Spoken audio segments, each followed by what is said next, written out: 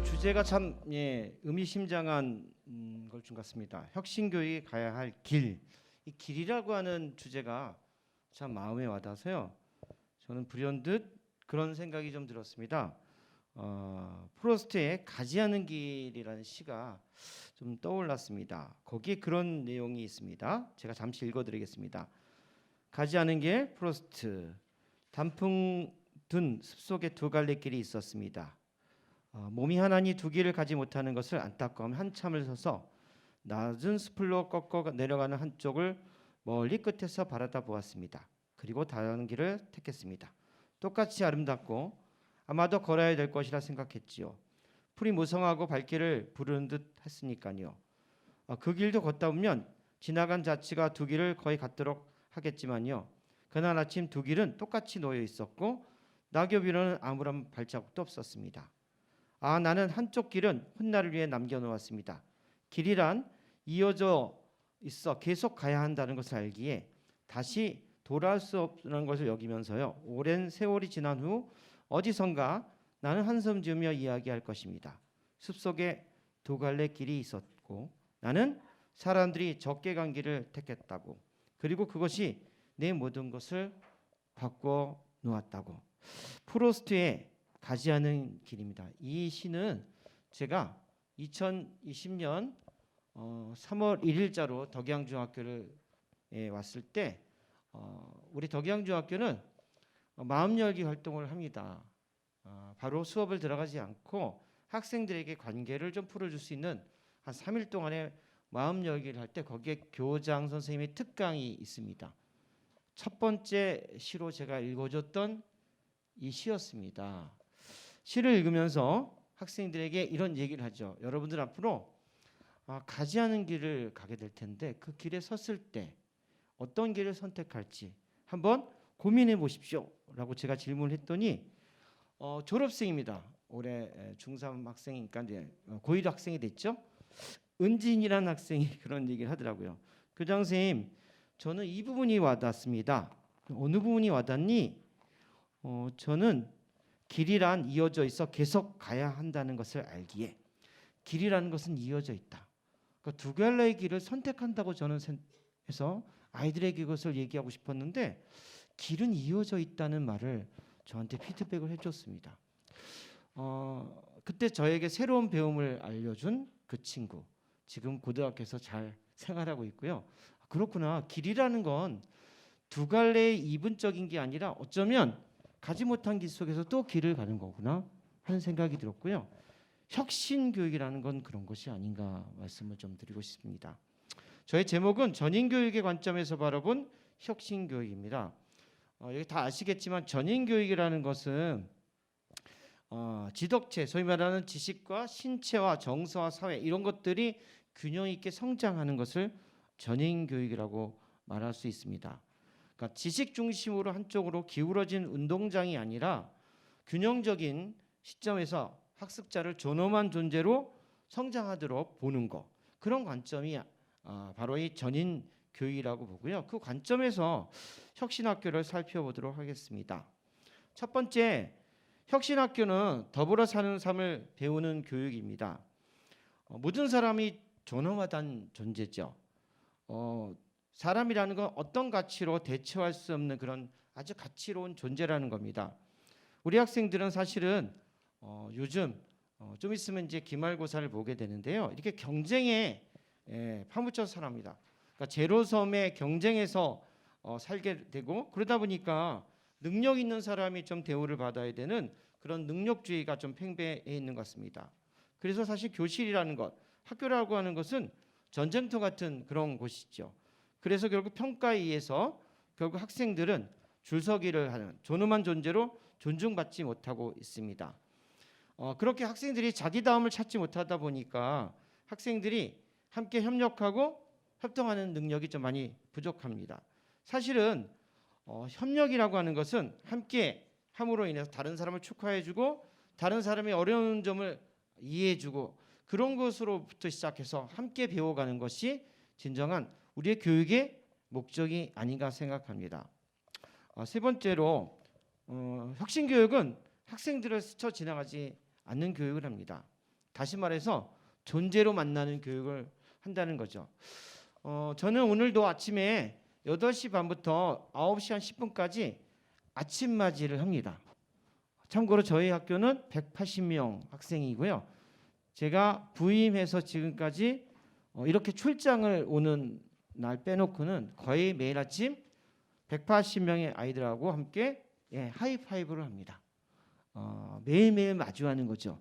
그래서 아이들의 안부도 물어보고 아이들의 안색도 살피는 그런 일들을 매일 합니다. 제가 좀 아픈 적이 있었어요. 그랬더니 어떤 친구들이 이렇게 지나가면서 교장 선생님 어디 좀 아프세요? 안색을 이렇게 묻고요. 편찮아 보이는 것 같아요. 이렇게 물어봅니다. 저도 너도 오늘 스타일이 굉장히 오늘 좀 색다르네. 어저께 옷하고 오늘 옷이 좀 달라졌네. 이렇게 좀 피드백을 같이 주고받는 그런 일을 합니다. 참고로 저희 학교는 2009년에 혁신학교가 됐고요. 12년 동안 이렇게 세 분의 교장 선생님이 바뀌어도 여전히 지금도 아이들을 환대해 줍니다. 이렇게 안색을 살펴주고 물어봐주고 반응해 줍니다. 그래서 우리 학교에는 스쳐 지나가는 사람들이 없습니다. 아이도 학부모도 그리고 마을 선생님들도 그리고 교육 공무직도 서로 안부를 묻고 잘 어떻게 지내는가를 살펴봅니다. 제가 다녔던 학교 그리고 저는 이전에 좀 큰 학교를 다녔습니다. 큰 학교란 얘기는 한 1000명 되는 학생들 그리고 교직원 숫자도 한 75명 하다 전체 식구까지 한 90명 되는 학교에서 다녔습니다. 어떨까요? 요즘 우리 학교들 큰 학교들이 굉장히 많습니다. 메가 스쿨이라고 하죠. 그 학교에서는 학생들이 서로 잘 안부를 물어보고 안색을 살필까요? 사실은요. 한 번도 말을 섞지 않고 지나가는 교사도 많고요. 학생들도 서로 많습니다. 사실은 마치 지하철에 탔는데 그 지하철에 탄 사람한테 안부를 묻거나 안색을 살피거나 하진 않지요. 학교가 어쩌면 그 지하철 같은 느낌도 있었던 것 같습니다. 이렇게 굉장히 큰 학교에서는 서로 학생들도 학교를 스쳐 지나갑니다. 학부모도 마찬가지입니다.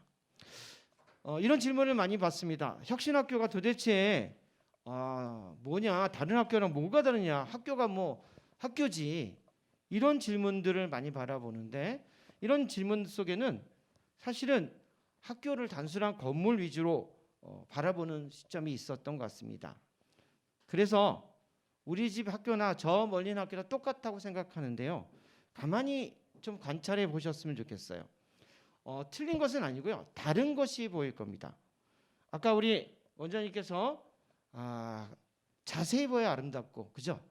오래 봐야 사랑스럽거든요. 그렇게 유심히 관찰하다 보면 보이는 것이 있습니다.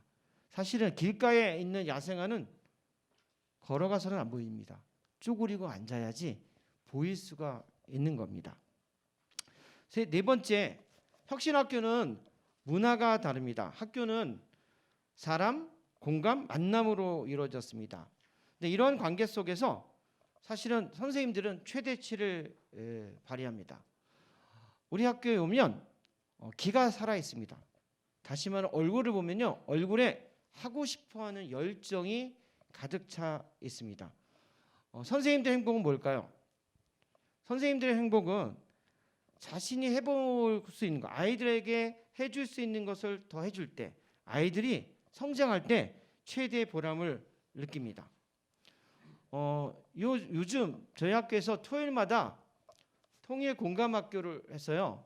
어저께 우리 역사 선생님께서 아이들 데리고 북한산을 갔다 왔습니다. 한 6시간 동안 8명을 데리고 아이들이 피드백이 옵니다. 선생님 또 가요. 다음에 지리산을 갈 거나요? 설악산을 갈 거나요? 자, 이것은 선생님 자발적으로 자기들이 기획해서 아이들에게 묻고 그래서 그 길을 가는 겁니다. 사실은 혁신학교의 장점은 뭐냐면 교사들이 자기 계절에 맞게 꽃을 피운다는 것. 이게 가장 큰 장점이 있습니다. 아이들은 어떨까요? 아이들은 자신의 다음을 찾아갑니다. 자신의 역량을 마음껏 발휘하게 되는 거죠. 왜냐하면 사람에 대한 존중을 배우기 때문입니다. 그리고 그 안에서 관계를 또 살피는 회복적 생활교육, 또 아이들이 직접 계획하고 참여하는 평화봉사, 평화기행, 체육대. 얼마 전에 저희 학교 체육대회를 했습니다.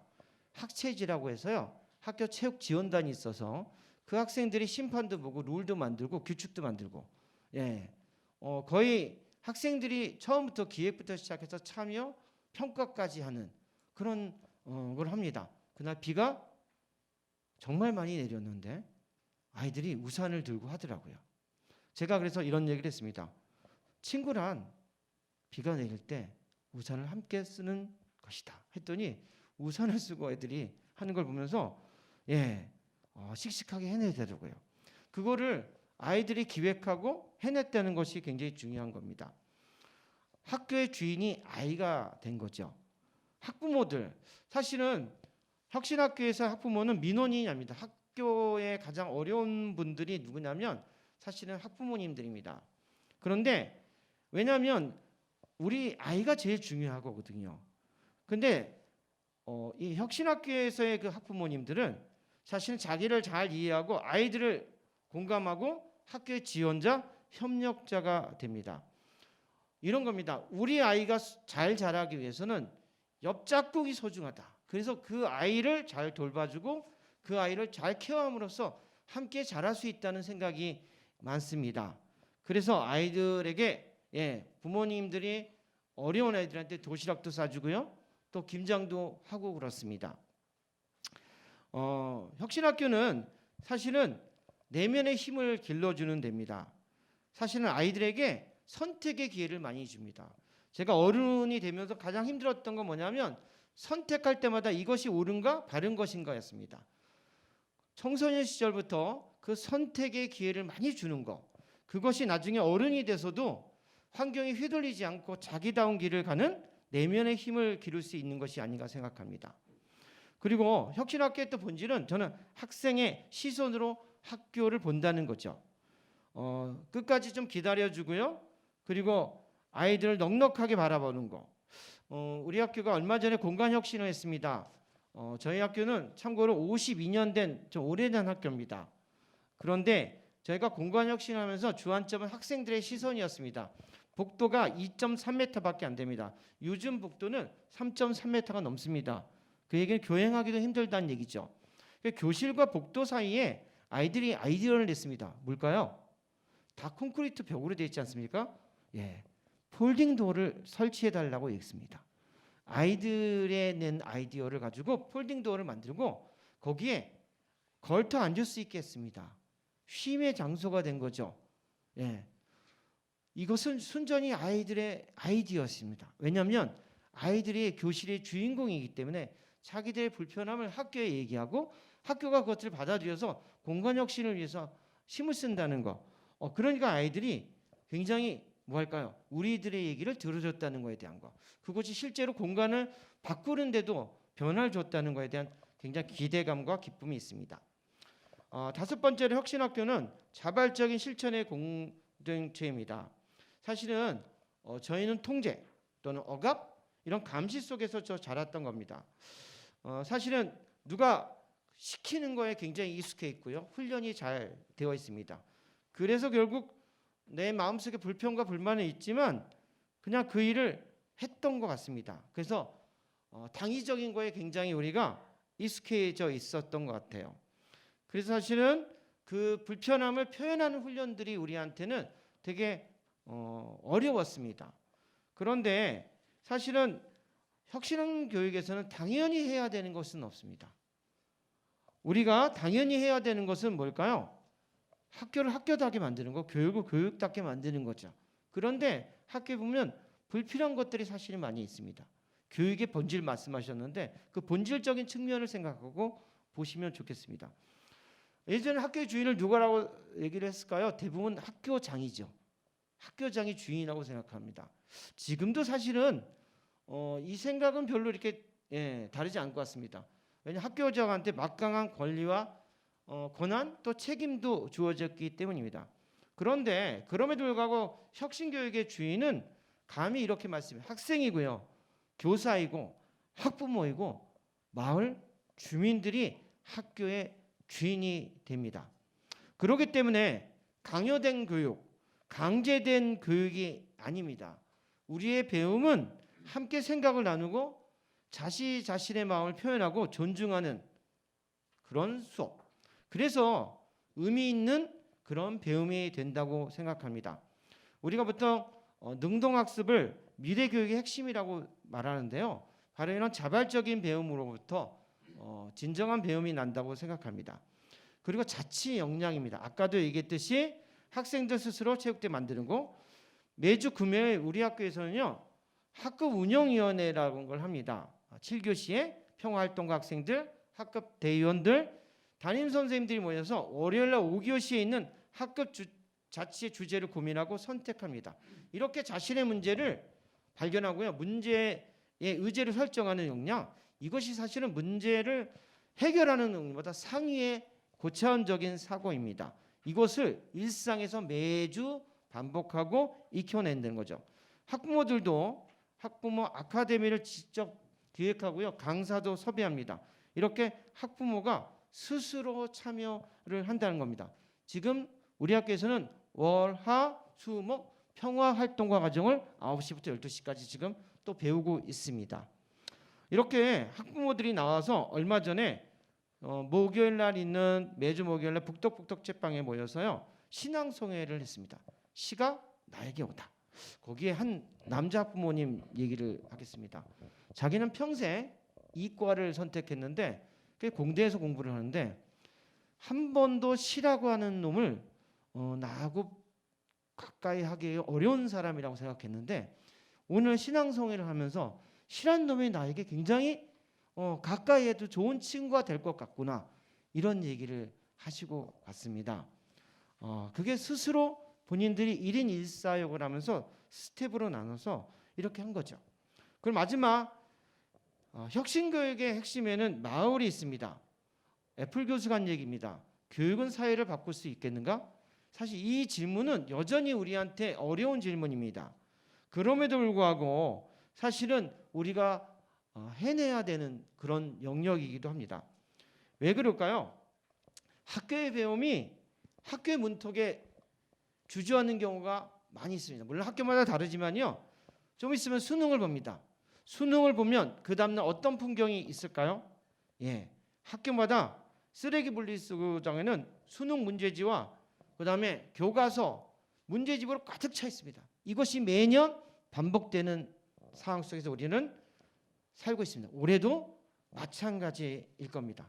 그것은 교육과 사회가 단절됐다는 것을 얘기합니다. 덕양에는 화전마을 공동체가 있어서요. 오래전에 거주했던 분들이 학교의 학부모가 됐고 그 학부모들이 아이를 졸업하고 나서 다시 마을의 주민이 된 선순환의 풍토가 있습니다. 그래서 그분들은 정주민이 돼서 학교와 함께 협력을 하고 있습니다. 덕양은 올해 마을과 학교가 제안하는 마을형 학교를 하고 있습니다. 이렇게 혁신학교는 마을에 있는 주민과 굉장히 친근하면서 가까운 사이가 되어가고 있고요. 마을의 자원들을 학교와 연결시키고 또 학교에 있는 자원과 마을이 연결되는 그런 모습을 하고 있습니다. 마지막입니다. 저는 혁신학교의 키워드를 한 4가지로 나눌 수 있겠는데요. 자율과 자발, 존중과 협력, 그 다음에 배움과 경험이라는 키워드로 정리하고 싶습니다. 시로 열었으니까 시로 끝내겠습니다. 우리는 무엇을 꿈꾸는가? 우리는 이런 마을 하나 꿈꾸었습니다. 소나기 지나갈 때 일 나간 이웃집 빨래 걷어주시는 할머니, 잠자리 매미 괜히 잡지 마라, 죄가 된다 가르치는 할아버지 계신 마을, 추석에 내려올 자식들 집집마다 인사 다닐 때 길습 이슬에 바지 적지 말라고 풀베기 울럭하고 술취럼 흥겨운 마을에서 살고 싶습니다. 우리 그 마을 안에 조그만 학교 하나 꿈꾸었습니다. 할아버지 할머니의 가르침 받아 돌멩이도 함부로 차지 않는 아이들, 정직하게 일하고 넉넉하게 나눈 부모님 닮아 자기와 이웃을 존중하는 아이들, 산새처럼 지저귀며 뛰어오는 학교에서 아침마다 가슴 설레는 선생으로 살고 싶습니다. 샘물 같은 눈방울에 시가 담긴 아이, 반듯한 이마 바람을 가르며 달리며 치타보다 멋진 아이, 싸이보다 신나게 말춤을 추는 아이, 친구가 아프면 제가 더 아픈 아이, 다 함께 어떤 일도 머리 맞대고 풀어내고 우리가 해냈어 소리치는 아이들의 교실에서 시간 가는 줄 모르게 하루를 보내고 싶습니다. 그 마음이 마중물되어 오늘이 왔습니다. 아이들과 선생님과 부모님, 마을 어르신 다 모여 아름다운 학교의 주춧돌이 되려 합니다.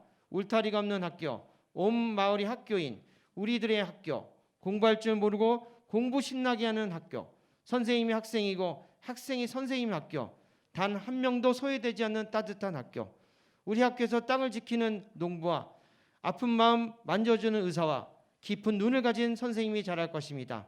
멋진 시인과 이야기꾼과 화가가 꿈틀꿈틀 자랄 것입니다. 정의를 아는 미래의 건강한 시민들이 어울려 자랄 것입니다. 그날을 위한 배움과 돌봄이 어쩌면 10배쯤 더 고된질지 모르겠습니다. 그래서 기쁩니다. 그렇게 고되고 싶었습니다. 고되지만 외롭지 않을 것입니다. 부모님도 동료들도 마을 어른들도 힘들다고 할 것입니다. 울력한 오후처럼 땀 흘리며 서로 돌아보고 웃을 것입니다. 그래서 오늘은 참으로 기쁜 날입니다. 이상입니다.